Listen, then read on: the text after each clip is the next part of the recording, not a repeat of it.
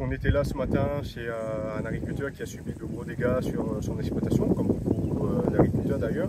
La particularité de cet agriculteur-là, c'est que les dégâts qui ont été commis chez lui auraient pu être évités si le donneur d'ordre qui a réalisé un ouvrage juste à proximité de son exploitation avait pris tous les paramètres en jeu pour éviter ce genre de phénomène.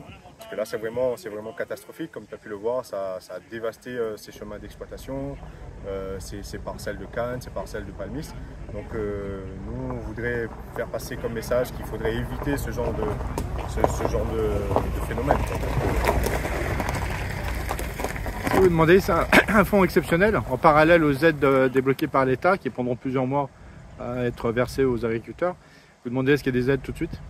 Oui, donc nous, dès le passage du cyclone, on a demandé à ce que déjà le bilan soit fait au plus vite pour estimer les pertes, que la reconnaissance de catastrophes naturelles soit prise au plus vite. Donc apparemment, ça sera le cas dès demain, donc on peut se réjouir. Et ensuite, l'utilisation du fonds de secours aux Outre-mer.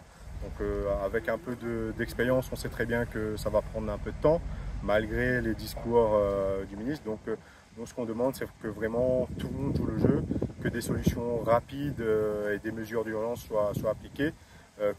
Collectivités jouent le jeu, le conseil régional, le conseil départemental, les EPCI, les mairies, pour que les agriculteurs puissent avoir un minimum de trésorerie pour relancer la machine, relancer les productions, puisque sinon ça sera compliqué de relever la tête.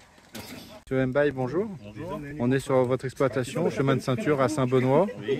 Alors derrière nous, on voit votre chemin d'exploitation. Est-ce qu'on peut encore parler d'un chemin d'exploitation? Chemin d'exploitation, c'est un désastre.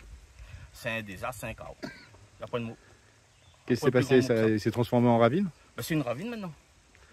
Comment ça s'est passé? Alors, ce que vous condamnez, c'est des travaux qui ont été faits en amont il y a un an. Il y a un an, voilà. C'est des travaux qui ont été faits il y a sur un la an. départementale. En un an, c'est 2 fois.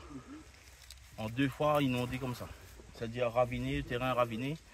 Chaque fois, c'est un éternel recommencement. C'est une problématique. C'est le chiffrage, là, on est à plusieurs milliers d'euros. Parce que, vu de l'ampleur... Parce qu'à côté de ça, vous exploitez 8 hectares en canne. 8 hectares en canne et un peu de palmis aussi sur le côté. Quels sont les dégâts sur votre exploitation? Les dégâts, c'est comme vous voyez là, hein, c'est des têtes de canne qui sont cassées là. Donc les têtes de canne qui sont cassées, il faut compter pour cette année, ils sont morts. Bon, il y aura encore quelques repousses, mais vraiment il faudra injecter de l'argent encore, mais c'est de l'argent en conséquence. C'est pas des sous qu'on va trouver. Mais est-ce que vous avez la ressource? On va essayer. On entend parler des banques, tout ça. On va essayer de cogner un petit peu à chaque porte pour pouvoir. Alors vous demandez au département de venir sur place? Déjà de venir sur place, constater leurs dégâts, parce que moi j'appelle ça leurs dégâts, c'est pas leurs dégâts. Et après, moi de mon côté, avec les banques, avec les assurances, on verra. Mais après, voilà. D'accord. Bon courage. Merci.